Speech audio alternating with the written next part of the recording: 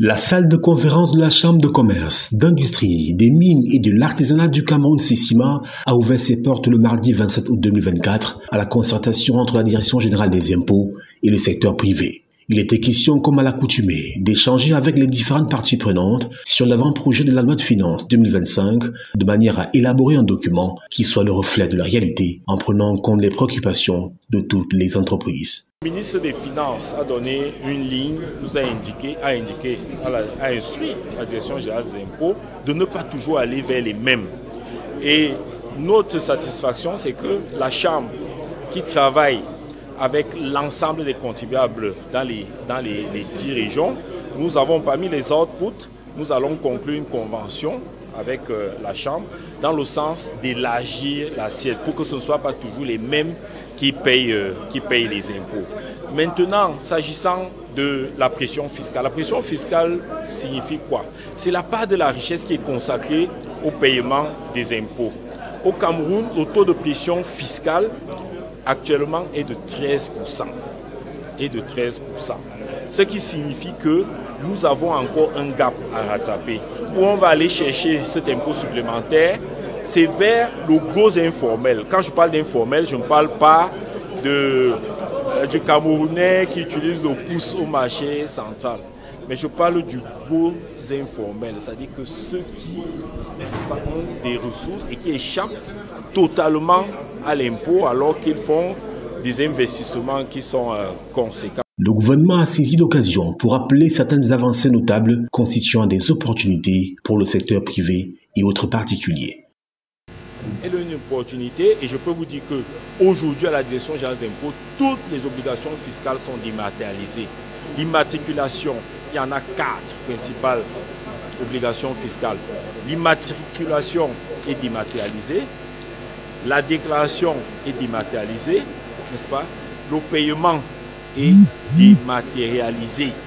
Donc, pour nous, aujourd'hui, le seul prélèvement qui reste à dématérialiser, c'est le timbre. Et actuellement, nous sommes en pleine réforme et je pense que d'ici le 1er janvier, n'est-ce pas, cette réforme va entrer en vigueur. Mais regardez, mais nous devons faire des efforts en termes de capacité de nos applicatifs. Et le ministre des Finances met en place des moyens nécessaires pour que chaque contribuable, n'est-ce pas, qui veut déclarer, déclare. C'est donc dire toute l'importance de cette concertation entre la Direction générale des impôts et le secteur privé qui, in fine, doit favoriser l'élaboration d'une loi des finances 2025 répondant à l'amélioration des conditions de vie des populations tout en tenant compte des ambitions légitimes du secteur privé. Et comme je l'ai dit, la Chambre est installée dans les 10 régions de notre pays et nous avons pu consulter les petites et moyennes entreprises, les moyennes entreprises et les grandes entreprises pour pouvoir donner une idée de ce que les entreprises ressentent par rapport à la taxation. Aujourd'hui, nous sommes heureux de voir qu'il y a un climat très serein entre la Direction générale des impôts et les entreprises. Nous avons remis un document de 18 propositions qui propose d'abord des solutions en expliquant les problèmes. Et comme vous le savez, quand on transmet un document au chef, on ne le met pas en public. On laisse au chef la possibilité de pouvoir l'exploiter. Parce que vous savez, il va pouvoir les transmettre au ministre des Finances, qui va les transmettre à l'Assemblée, qui l'Assemblée va voter et va transmettre pour que ça fasse une loi de finances. Donc nous laissons soin, mais croyez-nous, toutes les préoccupations des entreprises de notre pays ont été prises en compte.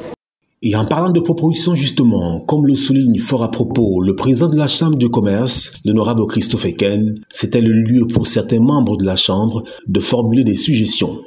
C'est ça que j'ai demandé au directeur des impôts, pendant que nous sommes en train de vouloir donner nos suggestions pour la réforme de la loi fiscale. Je leur demande, est-ce que nous ne pouvons pas avoir un impôt synthétique que quand un contribuable a payé, même si le montant est relevé, que quand un contribuable a payé, qu'il ait la paix. Parce qu'on nous dit qu'il y a même l'impôt libératoire, mais rien ne nous libère. Quand on a payé, on a toujours ces gens sur le dos. Surtout cette fois-ci, comme il y a la décentralisation, si rien n'est fait, nous allons croupir sur deux gros bras qui vont nous appuyer, nous, les petits contribuables. Ça veut dire la collectivité ne nous lâchera pas, les impôts ne nous lâcheront pas et ça devient redondant et double emploi. Voilà pourquoi j'attirais l'attention du directeur des impôts pour qu'il y ait un impôt synthétique. Au final, ce cadre de concertation abrité par la CECIMA constitue à n'en point douter une avancée significative dans la prise en compte des préoccupations du secteur privé dont un meilleur déploiement serait bénéfique pour l'économie nationale.